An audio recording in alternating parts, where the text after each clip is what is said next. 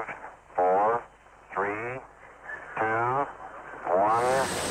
0, ignition, liftoff.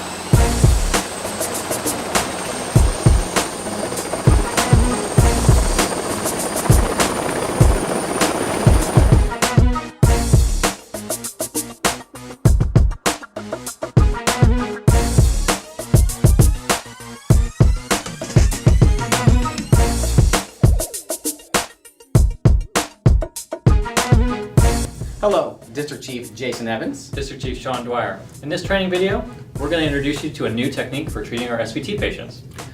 In stable SVT, the recommended first procedure is the Valsalva maneuver. Unfortunately, the success rate of that procedure is around 5 to 20%.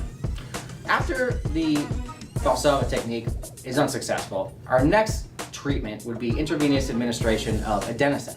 As we all know, that can be an uncomfortable feeling for our patients giving that medicine, causing impending doom and anxiety. If only there was a simple, safe, and cost-effective way to increase the success of that Valsalva maneuver. There is. And we're going to tell you about it. So what we're going to talk to you guys about today is called the Modified Valsalva. The Modified Valsalva comes to us from our friends across the pond in the southwest of England. They did a study across 10 different ERs in that area, and it's called the REVERT trial. What they found was, by adding simple guideline followed by a postural modification, they drastically improved the conversion of their SVT patients. So patients excluded from this procedure would be anyone with atrial fibrillation, atrial flutter, or anyone that would meet indications for synchronized cardioversion. Now let's discuss the modification. Typically what we've asked our patients to do in order to perform the procedure for Valsalva technique is to bear down or cough, and then sometimes we would apply a cold pack to their face. The modified procedure uses the concept of increased intrathoracic pressure when they're kind of bearing down. This causes a decrease in that intra-aortic pressure. And then when they exhale and that pressure's gone, hopefully we get that vagal or that parasympathetic response and then that reduction in heart rate. In order to complete this, we need two simple things: oxygen tubing and a BP cup. One of the most important aspects of the trial was a measurable exhalation force of 40 millimeters of mercury. So how could we measure that? It just so happens we have a manometer attached to our sphygmomanometer. Oh, wow. Don't ask me how to spell it out. But I need tubing. Where would I get that? I think I have a solution. So if we utilize the tubing from our non-rebreather mask, we could hook it to the end of the manometer, and then we could use the other end for the patient to exhale through. So we'll hook one end to the manometer.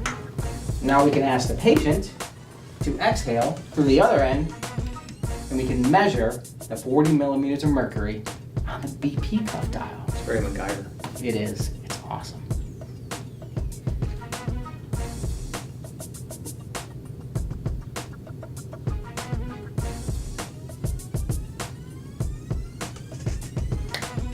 Now, let's recap the procedure from start to finish. Stop it right now. What's the matter? We changed shirts. Holy cow. You did too. I did. It's magic. It's amazing. I mean, it looks like you're really wearing that shirt. It does. God, this editing software is so good. So, let's recap the procedure. So, we're going to make the determination that our patient is in a stable SVT, narrow complex tachycardia, typically over rates of 150 beats per minute. We want to ensure that they're not meeting any inclusionary criteria that would make them unstable. So then we can progress with the modified Valsalva. We want to have our equipment ready, our tubing, our manometer, make sure we have the monitor ready, set to record that cardioversion. Then we'll have the patient blow into the tubing for 15 seconds, show them the manometer, make sure they're staying at that 40 millimeters of mercury as best as they can for 15 seconds. After that 15 seconds, you can tell the patient to relax.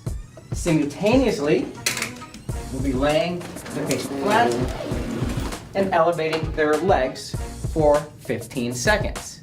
After that 15 seconds, We can drop their legs, put them back into Fowler's position, and allow 30 seconds for that cardioversion to take effect. So that whole procedure from beginning to end should be about 1 minute. If we don't have successful cardioversion, then we can proceed to our intravenous adenosine. Thanks for watching this training episode on the Modified Valsalva. We're really excited to see what outcomes we can get with our patients at SVT. A little caveat and a question that was posed to me is why can't we use syringes to capture that exertional force from our patients? And I'll tell you why. I got some great information from Scott Hardy. He's a critical care paramedic that provides a lot of information via Twitter, and he actually took the revert trial a step further and actually studied how long or how much pressure it takes to move the plunger on a subset of syringes. And he found a simple 10 cc syringe takes upwards of 60 millimeters, sometimes 80 millimeters of mercury to try to move that plunger. So that's too much pressure. Remember from the revert trial, it's that very specific 40 millimeters of mercury that we want. So that's why we shouldn't use a syringe, and we should use the tubing and the manometer. As always, thanks for watching, and thanks for what you do. Take care.